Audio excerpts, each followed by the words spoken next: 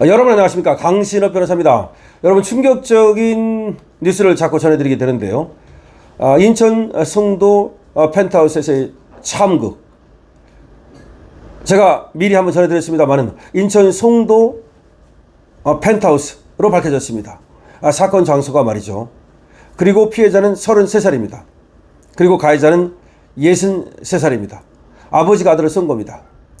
20일 저녁 9시 반경입니다. 그날은 아들의 생일이었습니다. 가족 모임이었습니다. 아들은 말이죠, 처와 또 자녀 둘을 두고 있습니다. 그러니까 자신의 아들, 며느리, 그리고 손주들이 있는 상황에서 아들을 쏜 겁니다. 참극이 벌어지자 며느리는 안방으로 애들을 데리고 피했고, 그리고 경찰에 신고했습니다. 그리고 이 아버지는 도망갔습니다. 그러나 3시간 만에 남태령 고개에서 검문에 걸려서 붙잡혔습니다. 이 아버지는 말이죠, 사제총을 직접 만들었다고 합니다. 이 총으로 아들의 복부를 2방을 쐈고 비비탄 산탄총에 맞아서 결국 아들은 심정지 상태가 됐고 병원에 도착했으나 사망 판정을 받았습니다. 이 아들이 사는 아파트는 송도의 고급 아파트입니다. 더군다나 펜트하우스입니다. 자, 그렇다면 33살의 아들이 펜트하우스에 살 정도면 경제적으로 큰 문제는 없었다고 봐야 됩니다. 이 아버지는 말이죠, 검거된 후에 가정불화를 언급했습니다. 그러니까 가정불화가 문제가 돼서 아버지가 아들을 쐈다는 건데, 아니 아무리 가정불화가 있다고 하더라도 아버지가 아들을 쏩니까? 그 다음에 가정불화가 그토록 심했다면 아들의 생일날 아버지가 옵니까? 아버지를 초대를 안 했는데 가족들끼리, 그러니까 이 아들과 처와 애들끼리 생일 파티를 하고 있는데 아버지가 불청객으로 찾아왔을 가능성은 있죠. 네, 있습니다. 왜 그러냐면요, 이 아버지는 출발 전에 자신이 사는 도봉구 쌍문동 주상복합 아파트에 폭발물을 설치했습니다. 무려 15개의 폭발물을 설치했다고 합니다. 그리고 타임 장치까지도 해놨습니다. 타이머를 설치했다는 말이죠. 그러니까 이게 폭발하도록 만들고 떠났다는 얘기가 됩니다. 만약에 이걸 제거하지 않았더라면 12시에 폭발하도록 돼 있었답니다. 결국 떠날 때 돌아오지 않을 것을 작정한 거죠. 다행히 말이죠, 이 아버지가, 이 피의자가 검거된 후에 경찰에 그와 같은 사실을 털어놓았고 경찰 특공대가 출동해서 폭발물을 제거하는 데 성공했습니다. 만약에 그대로 폭발물이 터졌다면 참극이 일어났을 겁니다. 그러면 이 피의자, 이 아버지는 왜 집에서 떠날 때부터 이 아들을 죽이겠다고 마음먹고 현장을 찾았을까요? 현장에서는 사제총 2정이 발견됐습니다. 뿐만 아니라 이 아버지, 피의자가 타고 갔던 차량, 이 차량에서 10정 정도의 또 사제총이 발견됐습니다. 도대체 이 아버지라는 사람은 뭐 하는 사람이기에 이렇게 많은 총을 보유하고 있었을까요? 그리고 왜 10정이나 가지고 다녔을까요? 참으로 이상합니다. 만약에 잡지 못했다면 큰일 날 뻔했습니다. 그리고 이 아버지가 말이죠, 폭발물을 설치한 사실을 알리지 않았다면 도봉구 쌍문동의 주상복합 아파트가 그야말로 난리가 났을 겁니다.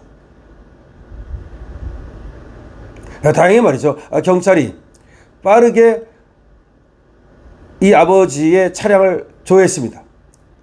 그 주소지가 도봉구라는 사실을 알고 도봉경찰서를 통해서 빠르게 자동차 번호를 특정하고 그 자동차 번호를 갖고 수배를 때린 겁니다. 그러면서 결국 남태령에서 수배에 걸려서, 검문에 걸려서 잡게 된 것이죠. 어쨌든 더 큰 비극이 발생하기 전에 검거를 했다는 점에서 다행입니다.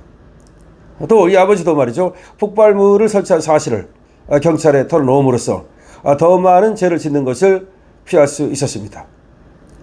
자, 그렇다면 도대체 왜 아버지가 아들 생일에 그것도 총을 가져가서 계획적으로 아들을 살해했을까? 참으로 미스테리합니다. 아직 이에 대해서는 구체적인 얘기가 안 나오고 있습니다. 그리고 아버지가 아직 입을 제대로 열지 않고 있습니다. 다만 가정 불화가 있었다는 식으로 말했다는 뉴스만 나왔습니다. 지금 경찰에서는 말이죠. 연수경찰서에서 수사를 하고 있습니다. 그리고 연수경찰서장이 또 브리핑을 하고 했는데요. 사건이 너무나 충격적이기 때문에 지금 많은 분들의 궁금증이 더하여 가고 있습니다. 그래서 우리 강실업TV에서는 말이죠. 지금 나온 얘기를 정리해서 여러분께 신속하게 전해드리고 있는 겁니다. 자, 연수경찰서에서 연수경찰서장이 조금 전에도 브리핑을 했는데요. 자, 그런데 제가 말씀드린 것 이상으로 얘기는 아직 안 나오고 있습니다. 지금 연수서 형사과장도 기자들의 질문에 답을 하고 있는데요. 지금 수사 중이기 때문에 아직은 모든 것을 밝히지는 않는 것으로 보입니다. 이 연수구 송도 아파트입니다. 송도가 연수구입니다. 송도 아파트 33층 펜트하우스에서 가족한테 총을 겨눠서 아들한테 총을 겨눈 겁니다. 발사해서 사망하는 사고가 발생했다는 겁니다. 아들은 33살입니다. 9시 31분경이고요. 신고는 며느리가 했습니다. 시아버지가 아들을 총으로 쐈다라고 그렇게 신고가 들어왔고요. 바로 이 33살의 남성을 응급실로 옮겼지만 끝내 사망했습니다. 그 다음에 금방 말씀드린 것처럼 그런 신고를 받고 소방과 경찰 당국이 협력해서 현장에 가가지고서 또 현장을 통제하고 그리고 또 용의자를 특정해서 차량을 수배 때렸습니다. 그건 이제 아무래도 며느리를 통해서 용의자의 이름이라든지 이걸 특정했겠죠. 그리고 이제 또 차량 같은 것들을 특정할 수 있었습니다. 이름하고 주민등록번호를 알면 차량을 특정할 수 있으니까요. 그래서 남트랙에서 긴급 체포를 했습니다.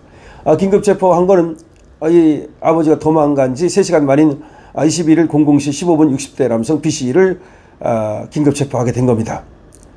경찰 조사 결과 이들은 따로 살고 있었던 것이고요. 당연하죠. 부자관계입니다. 범행 당일은 아들의 생일이었습니다. 그리고 원래 살던 이 쌍문동 자택에 폭발물을 설치했다는 얘기 말씀드렸죠. 그리고 현장에는 인화물질 15통, 그러니까 신나 같은 것이 상당히 많이 있었다고 합니다. 인화물질 15통, 이것이 또 새로 나온 얘기입니다. 지금. 그리고 사고 발생 경위나 총기 구입 방법 등은 현재 조사 중이라고 그러면서 아직 이거를 밝히지는 않았습니다. 그러니까 조사 중이기 때문에 전체적인 내용이 다 나오진 않았습니다만은 아들 총격 살해범에게 실탄이 86발이 더 있었던 것으로 드러났습니다. 남은 실탄이 86발이 더 있었고 이 실탄은 20년 전에 구매한 거랍니다. 이건 새로 나온 얘기입니다. 지금 사제총기 브리핑을 하고 있는데요. 약 20년 전에 극단적 선택을 할 목적으로 자기가 사놨다는 겁니다. 이 실탄을 실탄이 무려 86발이나 있었기 때문에 실탄은 지금 2발이 아닌 3발을 발사한 것으로 확인됐습니다. 3발을 발사했는데요. 2발은 피해자에게 맞고 나머지 1발은 내부 문을 향해 쐈답니다. 그러면 내부 문을 향해 쐈다는 얘기는 1발은 겁주려고 쐈는데 그럼에도 불구하고 겁을 안 먹으니까 직접 쏜 것인지 이런 것들은 조사가 필요하네요. 총 발사한 것은 3발입니다. 3발 중에서 2발은 피해자에게 맞았고 나머지 1발은 문에 맞았다는 것으로 지금 나오고 있습니다. 끔찍합니다. 근데 아까 말씀드린 대로 현장에는 며느리, 손주가 있었고요. 또 지인도 함께 있었답니다. 이거 뭡니까? 며느리와 손주와 지인이 함께 있었다. 이 지인이 누구의 지인인지는 분명치 않습니다만은 지금 또 끔찍한 현장을 여러 사람들이 봤네요. 특히 이 애들의 충격이 어떨지 정말 걱정이 됩니다. 이 사람의 트렁크에서도 총기가 많이 발견됐다 그랬죠. 총신 11정과 실탄들이 발견이 됐고요. 그 다음에 총기를 만드는 금속 재질의 파이프 5개나 6개가 나왔고요. 이거 뭡니까, 이 사람? 그러니까 총기를 상당히 많이 갖고 다니는 것으로 지금 드러나고 있습니다. 여러분께 지금 연수구 인천 송도 아파트 33층 펜트하우스의 비극을 전해드리고 있습니다.